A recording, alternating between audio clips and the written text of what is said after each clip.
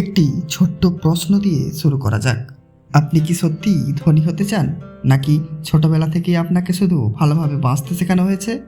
শৈশব থেকেই আমাদের বলা হয়, ভালো করে পড়াশোনা করো, পরীক্ষায় ভালো নম্বর পাও, একটি ভালো ডিগ্রি অর্জন করো, তারপর একটি ভালো চাকরি পাও। চাকরিতে বছরের পর বছর কাজ করো, বেতন পাও, সংসার চালাও, ঋণ শোধ করো এবং অবশেষে অবসরের অপেক্ষা করো। শুনতে খুব স্বাভাবিক, কিন্তু এখানেই লুকিয়ে থাকতে পারে একটি বড় প্রশ্ন। এই পুরো ব্যবস্থাটা কি আপনাকে ধনী হওয়ার জন্য প্রস্তুত করছে, নাকি শুধু একজন ভালো কর্মী হওয়ার জন্য? এটাকে অনেকেই বলেন এডুকেশন ট্র্যাপ বা শিক্ষা ব্যবস্থার ফাঁদ। তবে শুরুতেই একটি বিষয় পরিষ্কার করা দরকার: শিক্ষা নিজে কোনো ফাঁদ নয়। জ্ঞান, দক্ষতা, যুক্তিবোধ এবং ভালো শিক্ষা মানুষের জীবনের অন্যতম শক্তিশালী সম্পদ। সমস্যা তখনই তৈরি হয় যখন আমরা ধরে নিই যে ডিগ্রি সমান নিশ্চিত সাফল্য এবং চাকরি সমান সম্পদ। বাস্তবে সম্পদ তৈরির গল্প অনেক বেশি জটিল। একজন ছাত্র বছরের পর বছর পড়াশোনা করলো, পরীক্ষায় ভালো ফল করলো, তারপর বিশ্ববিদ্যালয়ে গেল, ডিগ্রি পেল, চাকরিও পেল, বেতন বাড়ল, কিন্তু একই সঙ্গে বাড়ল বাড়ি ভাড়া, গাড়ির কিস্তি, ক্রেডিট কার্ডের বিল, জীবনযাত্রার খরচ এবং সামাজিক প্রত্যাশা। বেতন যত বাড়ে, খরচও অনেক সময় তত বাড়ে, ফলে মাসের শেষে হাতে থাকে খুবই সামান্য টাকা। এখানে একটি গুরুত্বপূর্ণ পার্থক্য আছে: উচ্চ আয় আর সম্পদ এক জিনিস নয়। আপনি মাসে 1,00,000 টাকা উপার্জন করতে পারেন, কিন্তু যদি আপনার সমস্ত টাকা খরচ হয়ে যায়, তাহলে আপনি ধনী নন। অন্যদিকে কেউ হয়তো কম উপার্জন করেন, কিন্তু নিয়মিত সঞ্চয় করেন, উৎপাদনশীল সম্পদে বিনিয়োগ করেন এবং নিজের আয়ের একাধিক উৎস তৈরি করেন। তাহলে প্রশ্ন আসে, স্কুল আমাদের কি শেখায়? আমরা শিখি গণিত, ইতিহাস, বিজ্ঞান, ভাষা, ভূগোল।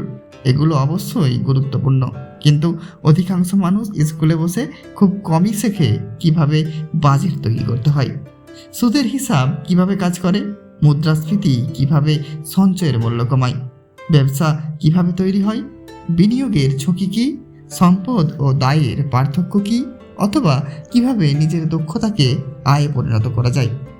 অর্থাৎ আমরা অনেক কিছু শিখি, কিন্তু অর্থনৈতিক সিদ্ধান্ত নেওয়ার বাস্তব শিক্ষা অনেক সময় সীমিত থাকে। আর এখানেই এডুকেশন ট্র্যাপ কথাটি আলোচনায় আসে। ধরা যাক, একজন ছাত্রকে বলা হলো, ভালো চাকরি পাওয়ার জন্য ভালো পড়াশোনা করো। সে পড়াশোনা করলো, কিন্তু তাকে যদি কখনো বলা না হয় চাকরির পাশাপাশি নিজের আর্থিক জ্ঞান বাড়াও, তাহলে সে হয়তো সারা জীবন শুধু বেতন বাড়ানোর পিছনে ছুটবে। আর বেতন বাড়ার সঙ্গে সঙ্গে তার জীবনযাত্রার খরচও বাড়তে পারে। এটাকে বলা হয় লাইফস্টাইল ইনফ্লেশন। আজ যে ফোনটি বিলাসিতা, কয়েক বছর পরে সেটাই প্রয়োজনীয় মনে হয়। আজ যে বাইক যথেষ্ট, কিছুদিন পর গাড়ির দরকার হয়। তারপর বড় বাড়ি, আরও দামি গাড়ি, আরও বেশি খরচ। সমস্যা হলো, মানুষ অনেক সময় আয় বাড়ানোর সঙ্গে সঙ্গে স্বাধীনতা বাড়ায় না, বরং খরচ বাড়িয়ে ফেলে। এখানে আরও একটি বড় ফাঁদ রয়েছে, স্ট্যাটাস ট্র্যাপ। আমরা শুধু নিজের প্রয়োজনের জন্য জিনিস কিনি না, অনেক সময় অন্য মানুষ কি ভাববে সেটাও আমাদের সিদ্ধান্তকে প্রভাবিত করে। কে কোন ফোন ব্যবহার করছে, কার গাড়ি বড়, কে কোথায় ঘুরতে গেল, কার বাড়ি কত বড়। সামাজিক মর্যাদা দেখতে গিয়ে মানুষ এমন জিনিসও কিনে ফেলে যা তার আর্থিক অবস্থার জন্য উপযুক্ত নয়, আর সেই খরচ মেটাতে তাকে আরও বেশি কাজ করতে হয়। এভাবেই তৈরি হয় একটি চক্র: কাজ থেকে বেতন, বেতন থেকে খরচ, খরচ থেকে ঋণ, ঋণ থেকে আরও কাজ, আরও কাজ থেকে আরও বেতন, আরও বেতন থেকে আরও খরচ। বাইরে থেকে জীবনটি সফল মনে হতে পারে, কিন্তু ভেতরে মানুষ হয়তো আর্থিকভাবে স্বাধীন নয়। তাহলে কি চাকরি খারাপ? একদমই নয়। চাকরি কোটি কোটি মানুষের জীবনের গুরুত্বপূর্ণ ভিত্তি। নিয়মিত আয় পরিবারকে নিরাপত্তা দেয়। সমস্যা চাকরিতে নয়, সমস্যা হলো চাকরিকে সম্পদ তৈরির একমাত্র পথ মনে করা। একজন কর্মী তার বেতনকে 3 ভাবে ব্যবহার করতে পারেন: প্রথমত, সব টাকা খরচ করতে পারেন; দ্বিতীয়ত, কিছু টাকা সঞ্চয় করতে পারেন; তৃতীয়ত, নিজের দক্ষতা বৃদ্ধি, ব্যবসা, উৎপাদনশীল সম্পদ এবং দীর্ঘমেয়াদী বিনিয়োগের মাধ্যমে সেই অর্থকে ভবিষ্যতের আয়ে পরিণত করার চেষ্টা করতে পারেন।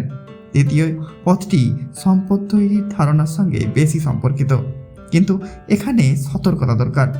ইন্টারনেটে আমরা প্রায় দেখি, চাকরি ছেড়ে দিন, 1 মাসে লাখ টাকা আয় করুন, এই ব্যবসা করলেই ধনী হয়ে যাবেন। এসব কথা অনেকটাই অতিরঞ্জিত বা বিভ্রান্তিকর হতে পারে। বাস্তব সম্পদ তৈরির কোনো জাদুর ফর্মুলা নেই। ধনী হওয়ার পথে সাধারণত লাগে দক্ষতা, সময়, ধৈর্য, ঝুঁকি বোঝার ক্ষমতা, সঠিক আর্থিক সিদ্ধান্ত এবং দীর্ঘমেয়াদী চিন্তা। আর এখানে আসে স্কিল ট্র্যাপ। শুধু ডিগ্রি থাকলেই বাজারে আপনার মূল্য বেশি হবে এমন নয়।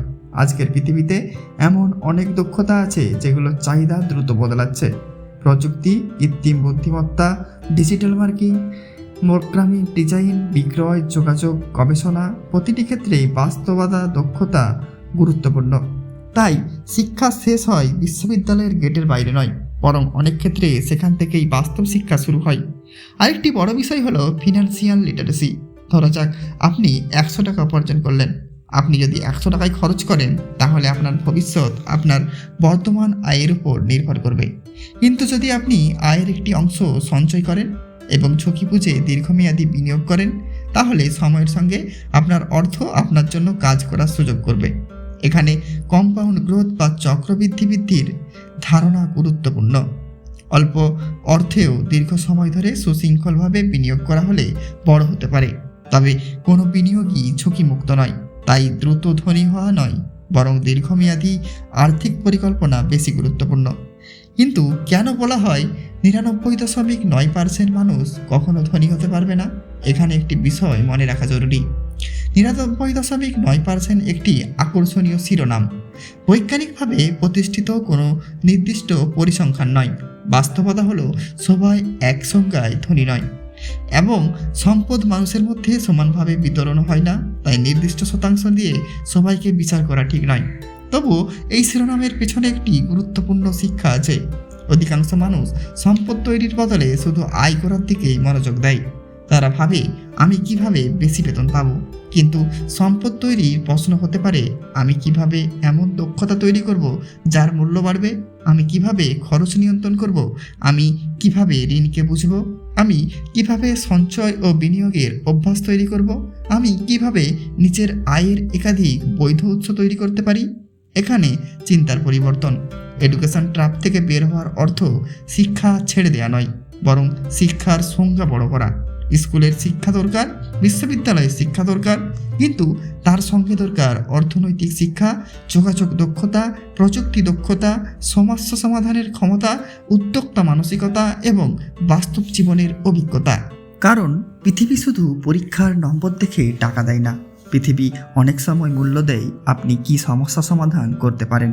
আপনি যদি এমন একটি দক্ষতা তৈরি করেন যা হাজার মানুষের সমস্যা সমাধান করতে পারে, তাহলে আপনার আয়ের সম্ভাবনাও বাড়তে পারে। আর এখানে আসে একটি শক্তিশালী ধারণা, ইনকাম ফলো ভ্যালু। আপনি যদি বেশি মূল্য তৈরি করতে পারবেন, আপনার আয়ের সম্ভাবনাও তত বাড়তে পারে। তবে এর সঙ্গে ভাগ্য, সুযোগ, পারিবারিক অবস্থা, অর্থনৈতিক পরিবেশ এবং সামাজিক বাস্তবতাও গুরুত্বপূর্ণ। তাই কাউকে শুধু পরিশ্রম করনি বলে তার আর্থিক অবস্থার জন্য দোষ দেওয়ার বাস্তবসম্মত নয়। কেউ শূন্য থেকে শুরু করে, কেউ শুরু তো করে সুবিধাজনক অবস্থান থেকে। কেউ ভালো শিক্ষা পায়, কেউ সুযোগই পায় না। কেউ ব্যর্থ হয়ে আবার শুরু করতে পারে, কেউ একটি ভুল সিদ্ধান্তে বহু বছর পিছিয়ে যেতে পারে। তাই সম্পদ তৈরির গল্প শুধু ব্যক্তিগত পরিশ্রমের গল্প নয়, এটি সুযোগ, শিক্ষা, অর্থনীতি, পরিবার এবং পরিস্থিতির গল্প। তবু একজন মানুষ নিজের নিয়ন্ত্রণের জায়গাগুলো থেকে শুরু করতে পারে। প্রথমে নিজের আয় এবং খরচ বুঝুন, তারপর অপ্রয়োজনীয় ঋণ কমানোর চেষ্টা করুন, একটি জরুরি সঞ্চয় তৈরি করুন, নিজের দক্ষতা বাড়ান, আয়ের একটি অংশ দীর্ঘমেয়াদী সঞ্চয় বা বিনিয়োগের জন্য রাখার পরিকল্পনা করুন। ঝুঁকি না বুঝে কোনো বিনিয়োগ করবেন না। আর সবচেয়ে গুরুত্বপূর্ণ, দ্রুত ধনী হওয়ার লোভ থেকে দূরে থাকুন। কারণ দ্রুত ধনী হওয়ার প্রতিশ্রুতি অনেক সময় দ্রুত দরিদ্র হওয়ার পথও হতে পারে। শেষ পর্যন্ত এডুকেশন ট্র্যাপ আমাদের একটি প্রশ্ন করতে শেখায়, আমরা কি শুধু পরীক্ষায় পাস করার জন্য শিখছি, নাকি জীবন বোঝার জন্য শিখছি? ডিগ্রি আপনার দরজা খুলে দিতে পারে, কিন্তু সেই দরজার উপরে আপনি কি করবেন সেটাই আপনার ভবিষ্যৎকে প্রভাবিত করবে। শিক্ষা আপনাকে চাকরি পাওয়ার যোগ্য করতে পারে, কিন্তু আর্থিক জ্ঞান আপনাকে আপনার আয়কে কিভাবে পরিচালনা করবেন সেটা বুঝতে সাহায্য করতে পারে। দক্ষতা আপনাকে মূল্য তৈরি করতে সাহায্য করতে পারে, আর দীর্ঘমেয়াদী চিন্তা আপনাকে সেই মূল্যকে ভবিষ্যতের সম্পদে পরিণত করার সুযোগ দিতে পারে। তাই ধনী হওয়ার প্রথম প্রশ্ন হয়তো এটা নয় আমি কত টাকা উপার্জন করব, বরং প্রশ্নটা হতে পারে আমি এমন কি শিখব যা আগামী 10 বছর ধরে আমার মূল্য বাড়াতে থাকবে। কারণ পৃথিবীতে সবচেয়ে মূল্যবান শিক্ষা শুধু বইয়ের পাতায় লেখা থাকে না। কিছু শিক্ষা আসে ব্যর্থতা থেকে, কিছু আসে অভিজ্ঞতা থেকে, কিছু আসে মানুষের সমস্যা বুঝে, আর কিছু আসে নিজের ভুল থেকে। তাই শিক্ষা থেকে পালাবেন না, এডুকেশন ট্র্যাপ থেকে বেরিয়ে আসুন। এডুকেশন থেকেই শিখুন, দক্ষতা বাড়ান, অর্থ বুঝুন, সঠিক ঝুঁকি নিন, দীর্ঘমেয়াদী চিন্তা করুন, আর মনে রাখুন ধনী হওয়ার কোনো গ্যারান্টি নেই, কিন্তু নিজের আর্থিক ভবিষ্যৎ সম্পর্কে অজ্ঞ থাকা নিশ্চিতভাবেই ঝুঁকিপূর্ণ। আপনার ডিগ্রি হয়তো আপনাকে একটি চাকরি এনে দিতে পারবে, কিন্তু আপনার জ্ঞান, দক্ষতা, সিদ্ধান্ত এবং সময়, এই 4টি জিনিস আপনার ভবিষ্যৎকে অন্যরকম করে তুলবে। আর হয়তো সত্যিকারের শিক্ষা এখানেই। স্কুল আমাদের শেখায় কিভাবে পরীক্ষায় জিততে হয়, জীবন শেখায় কিভাবে নিজের ভবিষ্যৎ তৈরি করতে হয়। ভিডিওটি ভালো লাগলে আমাদের চ্যানেলটিকে সাবস্ক্রাইব করুন, লাইক করবেন, কমেন্ট করবেন এবং ভিডিওটিকে শেয়ার করবেন।